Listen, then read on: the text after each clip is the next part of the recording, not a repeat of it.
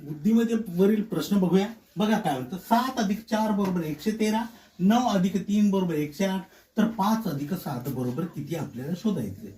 5 अधिक 7.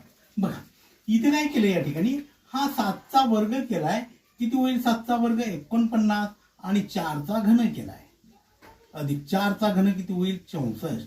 मग 9 4 13 आणि 6 4 10 आणि 11. बघा 113 आलं. म्हणजे इथं देखील 9चा वर्ग केला 81 आणि 3चा घन केला 3 त्रिक 9 त्रिक 27. या दोघांची बेरीज किती 108. तसंच इथेही करूया आपण. 5चा वर्ग किती होईल 25 अधिक 7चा घन किती होईल, किती होईल 7 49 आणि 343 होईल.